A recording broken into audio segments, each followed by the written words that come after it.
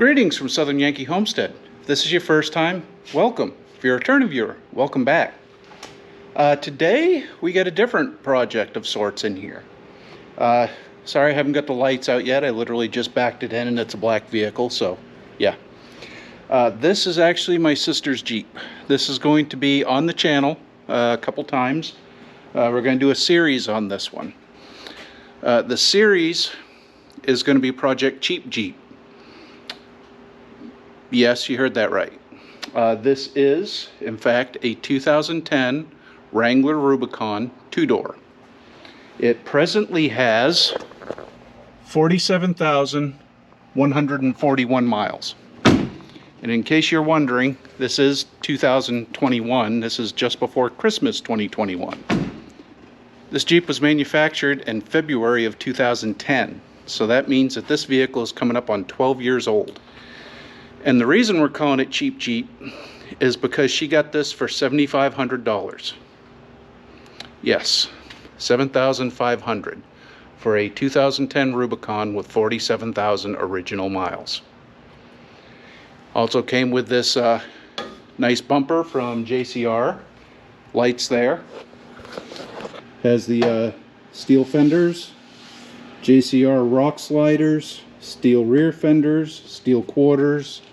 Has, what are those? American Racing, bead locks, JCR rear bumper.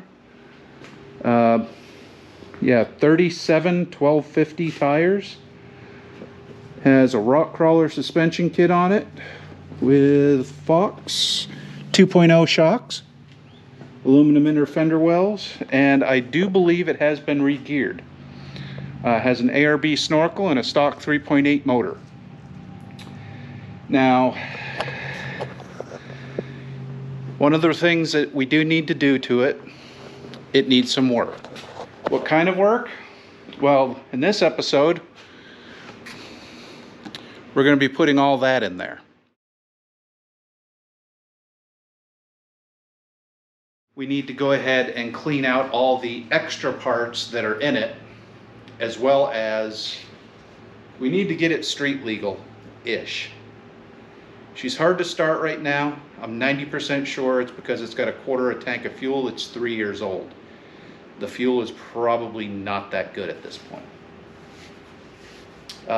Other things that we need to do, the front differential doesn't have rock armor on it. I'm pretty sure that there is rock armor in the vehicle that we got to put on, diff cover.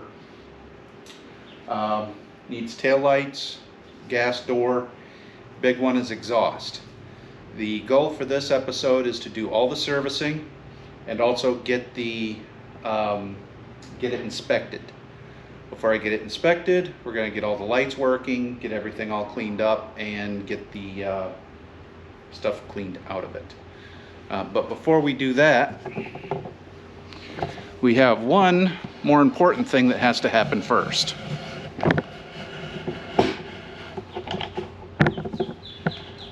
If you notice on the windshield, that sticker, Black Betty. We're taking Black Betty off this because this is going to be Project Cheap Jeep, and we also don't want racial connotations for a white woman driving a black Jeep that says Black Betty. People are sensitive to that. I apologize. Not my Jeep. We're fixing it right now.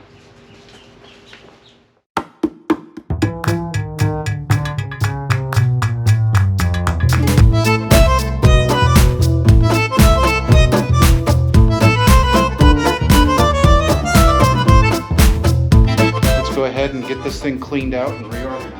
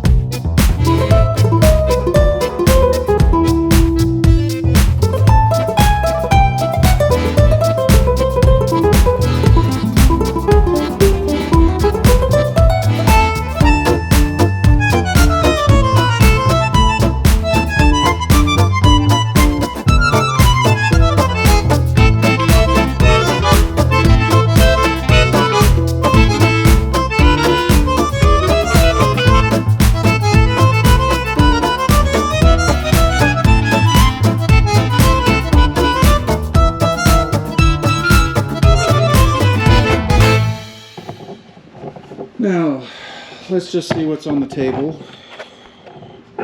So this is the stuff that came out of here. So we have a poison spider hood louver. That's definitely a maybe. And we do have the installation template and instructions here as well. We got a random light, random bracketry, CV antenna, center force clutch, alignment tool. I don't know if there's a throwout bearing in here or not. I'm assuming there should be. Alright, this project just became more difficult than I originally thought. Let me get this corner guard off and I'll show you why.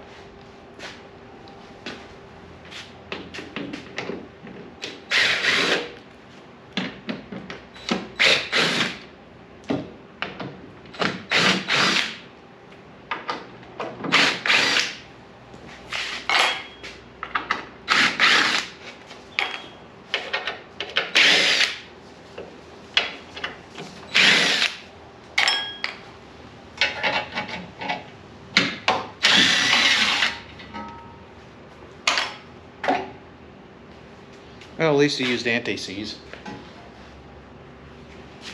Alright. So I pulled that off because I got looking. Yeah. At some point they spliced into, even in view. Yeah. At some point they spliced into the factory harness. They did use the right connectors, just the wrong size. So they used the blue ones for these small wires. It should have been red ones because these are heat shrinkable ones. I'll have to shorten those wires up some. Now for this to fit, yay. Man, they just chopped the shit out of that, didn't they? Good Lord. Oh, change of plans. I got to do something different. These trail tails, max built, are not DOT approved. They meet DOT standards, but without DOT approved stamping on them here in Virginia, they will fail inspection. I know I can get it through inspection. I've gotten stuff through inspection like that before, but my sister's going to have this vehicle for a while, so I need to make sure that if I'm not available to fix it, everything is available to fix it. So we're going to have to go back to the drawing board on this one and figure out a wiring harness as well as a new turn signal / tail light. This should be interesting. Well, I pulled the other quarter off, or the steel corner, and found something interesting. Yeah, they butchered the heck out of that and then something built a nest. So looks like I'm going to be doing some cleaning, and I might have a solution for the taillights, but we'll get back to that. Alright, so what I did, and we're changing plans now, I went up to the store and found some LED trailer lights. We're going to go ahead and mount these in place of the other lights that we have, because these are DOT approved. They got DOT on them. So they're not as stylish as the others, but these will work fine for this, and as the added benefit, when they get broken, replacements are readily available. Now to mount them, we're going to have to drill out this center section. And using, again, a tape measure, found out that this is about 4.5 inches. So I got a 4.5 inch hole saw.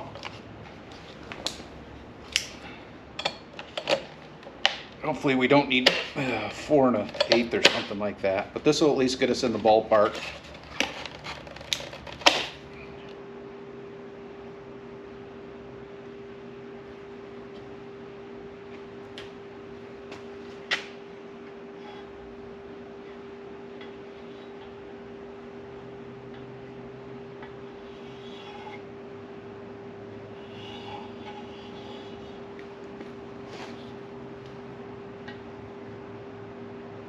Yep.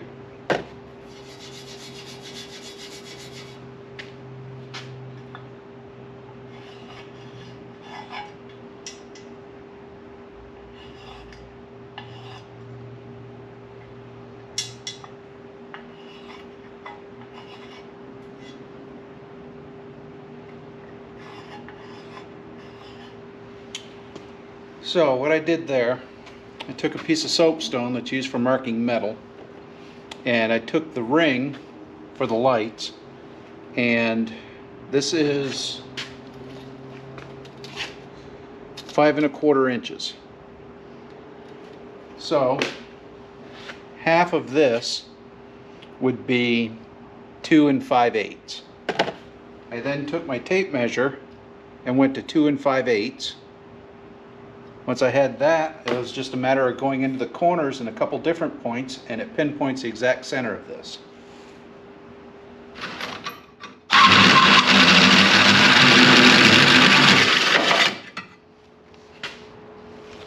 There.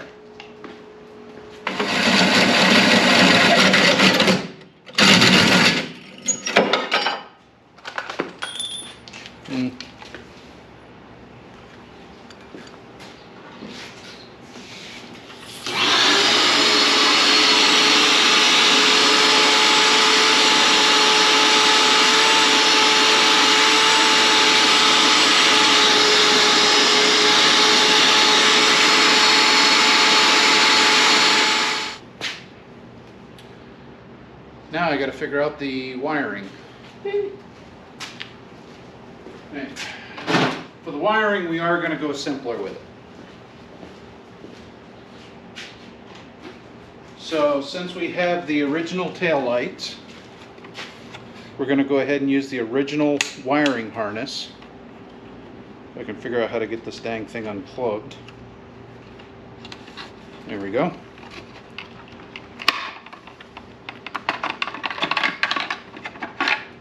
So, original harness. This will give us our backup lights and our running lights. So we just got to figure out which wire goes to which.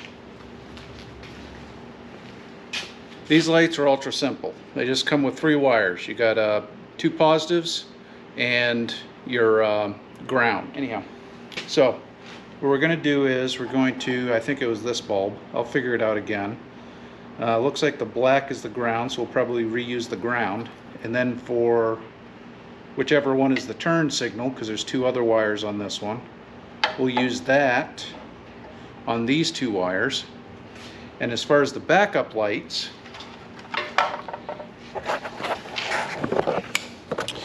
if you look under here, we have lights in the bumper. Here and here. And they're wired individually. Now, what I did off camera was I went up front, took a look at the breaker box, or the fuse box, excuse me, and I found that the rear tail lights each have their own individual circuit, and they're both rated for 15 amps. These lights, these rigid LEDs, they're rated for 15 amps for the pair. So what I'm going to do is I'm going to take the harness that came with it, and I'm going to cut the individual ones off, route them up into the fender, and then wire these in, each one of them individually. So I'll have a left side and a right side because, well, it's got a left side and right side backup light. I won't mess with the other connector for the license plate light yet, because when we get the spare tire mount on here, we're going to be doing a setup with that. So we'll have to revisit that when we get around to it. That's going to be a while down the road. That's going to be part 2 or 3. But for now, I think I'm going to take the rest of the night off, go in and pet the wife and hug the dog. That's how it goes, right? If you look here, this connector here is a crimp splice. This is also a crimp splice, but this splice here is a heat shrink one where this one isn't. That could potentially lead to water intrusion. So we're going to go ahead and replace those splices, and given how much longer this wire is, we're going to try to eliminate one of the splices. We're actually going to replace 1, 2, 3, 4, We're going to try to cut down 5 splices down to, well, we're going to have to keep that one there unless we shorten the harness up. Yeah, we're going to figure it out in just a second. I'm not sure. I'm going to try to cut it down to under 5 splices. We might just shorten the harness up because I don't think we need anything that long because we're extending the other one.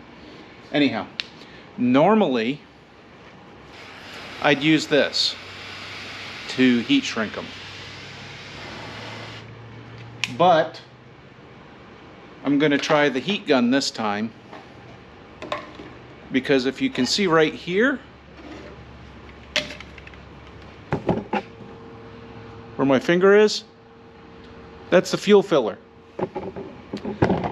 I'm a little hesitant to, yeah, I'm not going to put heat that close to the fuel filler. It doesn't end nicely.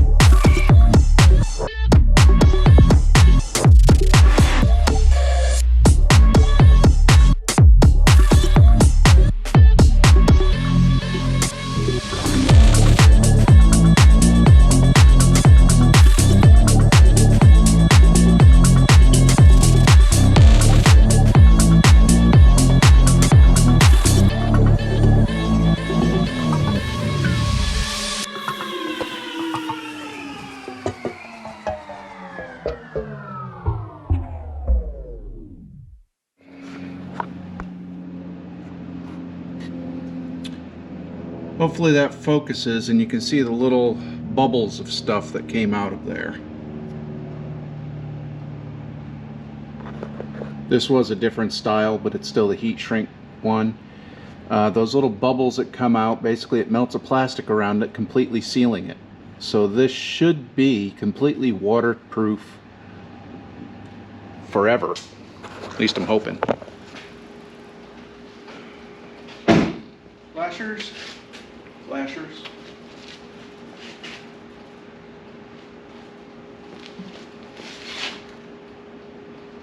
Yep, still flashing.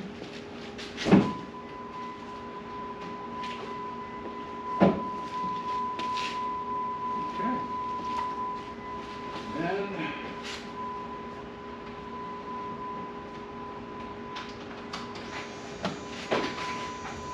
yep, I'd say it's working. Well, I'm back from the store. What I did was I picked up some paint and I also picked up some undercoating, sound eliminator.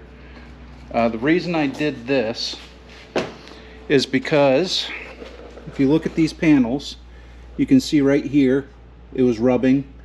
There's marks here. You can see where the water was flowing down through. This one, you can actually see where it was rubbing against the body, as well as a couple other spots in here. So what we're going to do, we're going to wipe this down. I'm then going to spray the inside with the rubberized undercoating, and then I'm going to flip it over and I'm going to paint them. Because on the other side, is it this one? No, it's this one. On the other side, you can see there was some cancer here, some rust, some spots that were missed. Then of course, my area that I did a wonderful job with. So we're going to go ahead and clean these up and paint them so that when we put them back on, we don't have to worry about them again. And we're going to do a basic cleanup. We're just going to basically take some paper towels and water. I got some cheap paint. This is general purpose paint from local O'Reilly's. And the reason I went with cheap paint is because this is effectively a skid plate for the body. So, in the event my sister gets too close, or heaven forbid I'm driving and get too close and bounces off a tree, or if it starts corroding, we can fix it easy enough, just using what's available.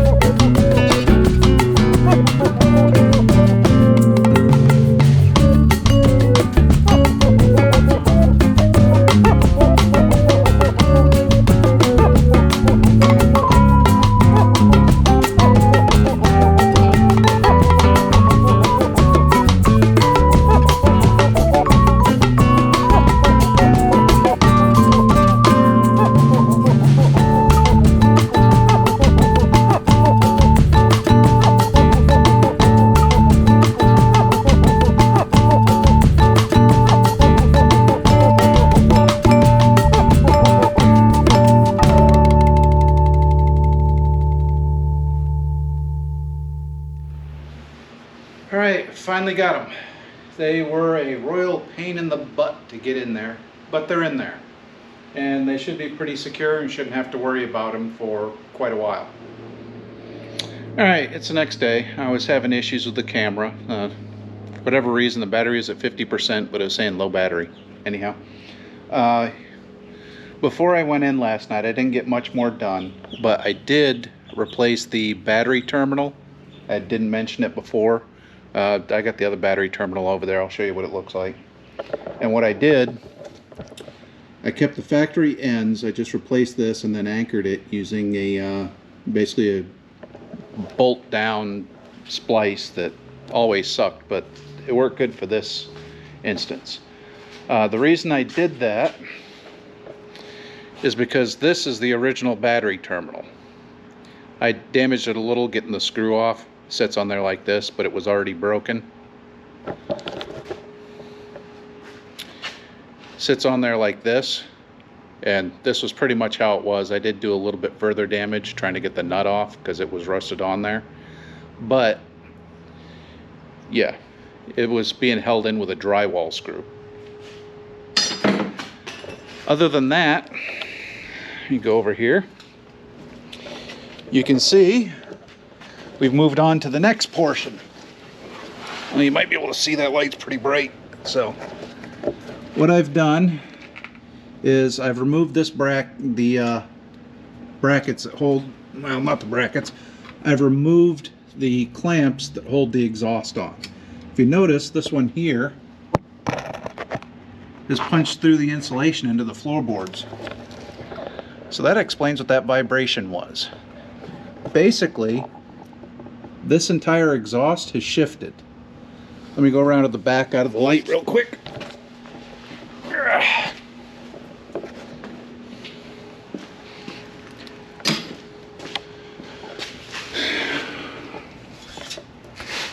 So if you don't know exhaust, this pipe here, see how it swings around the axle and goes back? That should be up in there.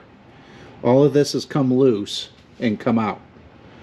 So we're going to be, because of the condition of this exhaust, with it flaking off rust and falling apart, it just so happens that over my shoulder, it's the one thing that my sister's bought for it. So we're going to go ahead and install a new exhaust on this, cat back exhaust. That should help us get through inspection. Other than that, I think I need to replace windshield wipers. But let me crawl underneath and start cussing this out, because these never, I hate exhaust. So we're just going to try to shift this exhaust off right now, and we're going to use a persuader.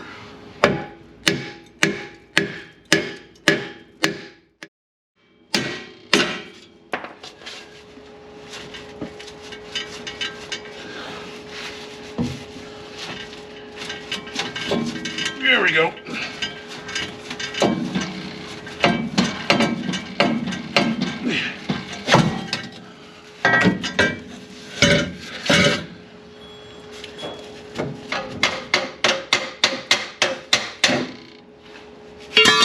One, this is why we're replacing it. We got a lovely hole in the exhaust. Several holes. Two, for whatever reason, he cross-drilled it, put a cotter key in there, and then put a washer on it. So we're going to try to salvage this bushing. Let me try to get that out of there. So I'm going to go ahead and slip that in there.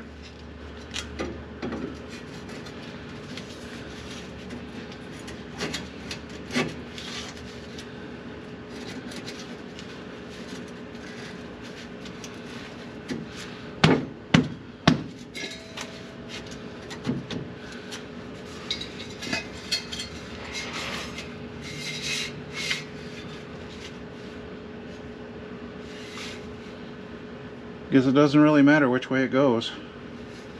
There's no arrow indicating which way it goes. So we're gonna turn it and put it so MBRP is down. There we go. And while we're at it, we're gonna go ahead and get a jack stand over here.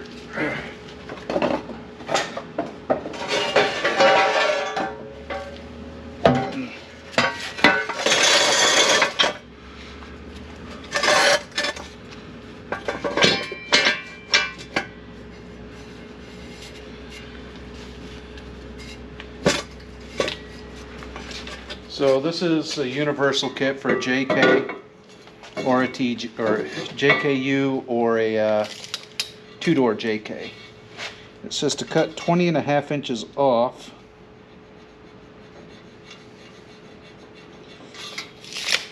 For this particular model. So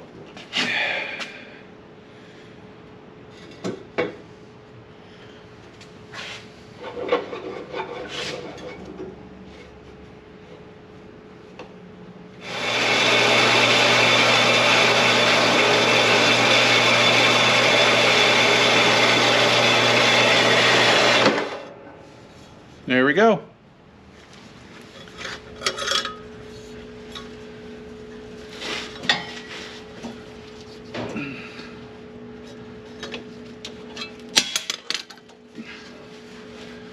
Hey.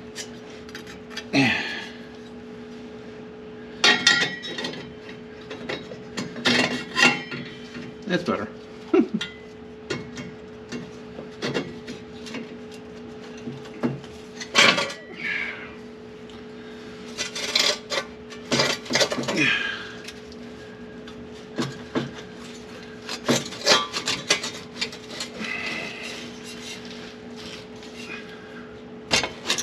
There we go.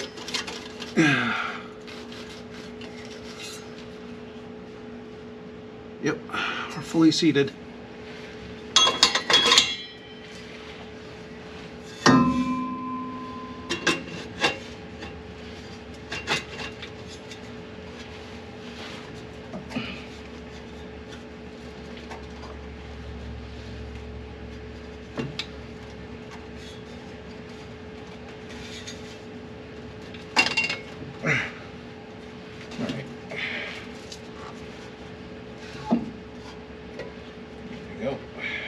closer.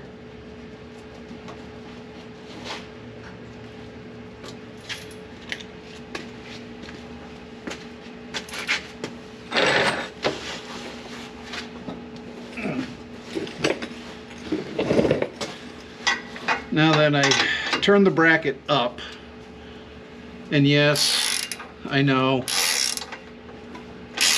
I could just use a impact.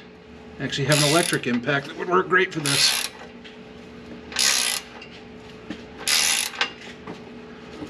I like being able to feel it though.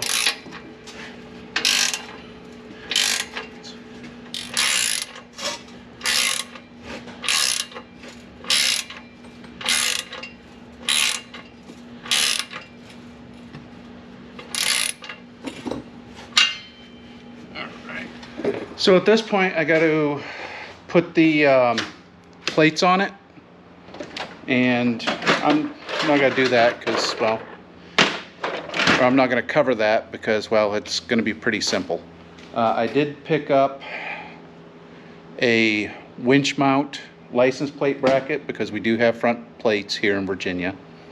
So I'm going to put the roller fair lead on that I had, so that's a donation to my sister. Congratulations, sis.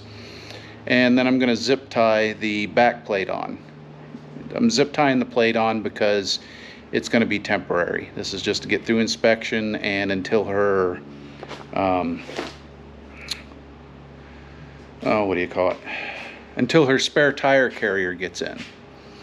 So this is, I'll be back once I pass inspection, or if I don't pass inspection, I'll let you know. But we'll be back tomorrow for me, seconds for you. So the day before yesterday, I was able to get the Jeep inspected. Well, 12/22, so she's good for a year.